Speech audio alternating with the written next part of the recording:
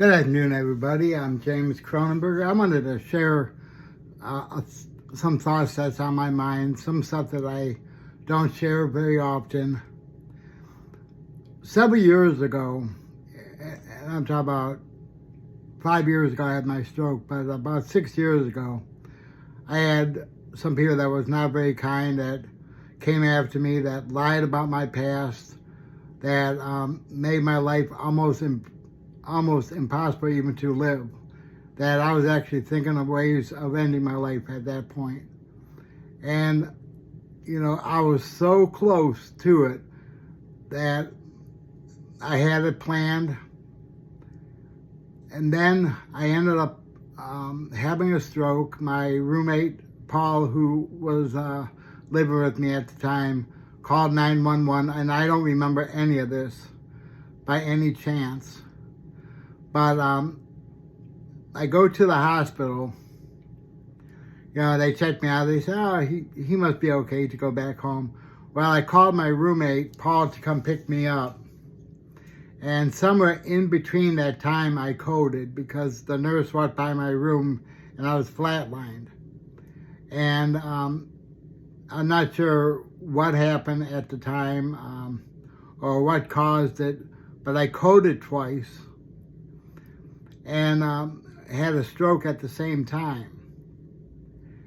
And I remember, one of the biggest prayers I had after I was able to think again, and when I came out of my coma, was that I wanted to build a relationship with my kids.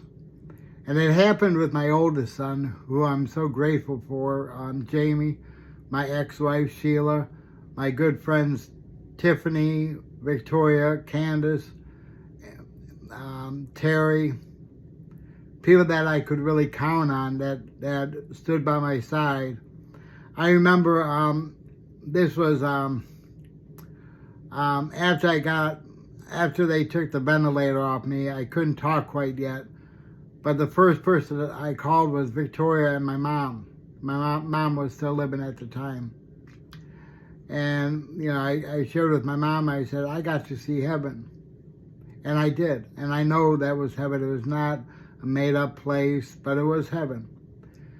And, that was when I rededicated my life to Christ, was when I was in the hospital, because I knew I couldn't keep going on and holding all the resentment, all the stress, all the worries about what people say and what people don't say.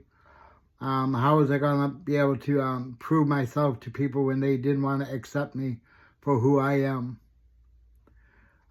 It took me a while. I was in the hospital a couple months, I believe, around that, and then rehab.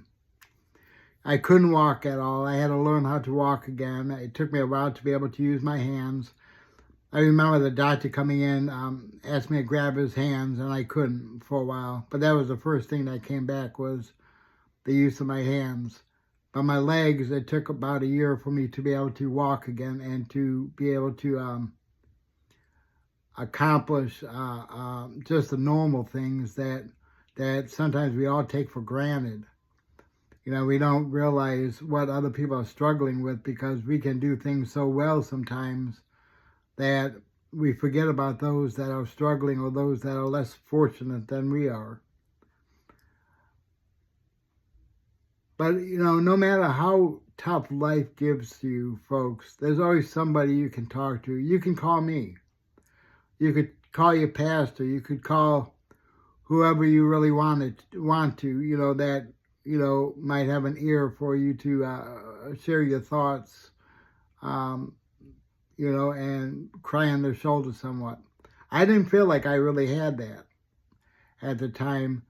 So I was trying to do what was best for everybody, and my thinking was not what it should have been.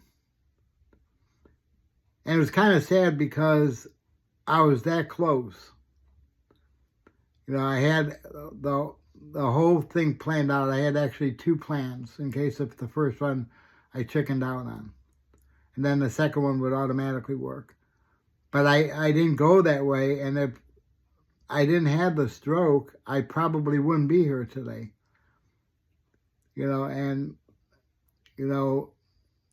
And I remember a chaplain from Ohio Health coming into my room. He said, God's got plans for you. You shouldn't be here today. And, I always wondered what those plans were, and I still do sometimes today.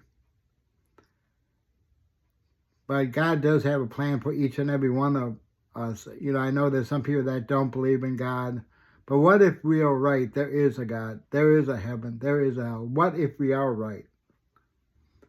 That's something to think about. Because once you're gone, you don't have a second chance to really, change your mind on your viewpoints. So this is the time that is really the most important, is while you're still alive, like today. Talk to a pastor or a Bible-believing church. And I mean Bible-believing churches, because not all churches preach, what the Bible teaches. And yes, I do believe the Bible is God-breathed. It says that God wrote the Bible. He inspired the prophets on what to say, word for word. And that's how the Bible was formed. It was formed through God.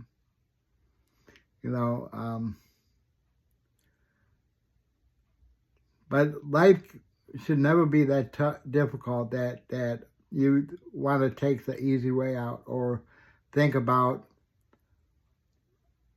better ways of handling things. There's always something good that can come out of a bad situation, but you have to take the first step. One is, I'm going back to school. See, Columbus State.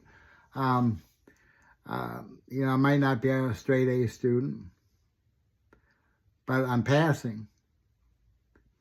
And my goal is to get good grades and to accomplish the positive things. But if you ever need to talk, you can always call me too at 614-448-7385. I'm James Cronenberger. You can talk to me. I don't judge people for whatever reasons. Judging people is never the answer. I have a lot of good friends that are locked up, incarcerated. And I was myself. So like I said, I'm not going to sit there and judge you, and I will listen. Okay, guys, I just want you to know that, things weren't always that easy for me, but I was able to overcome. And, through the help of so many good people, I survived. Have a great day, everyone.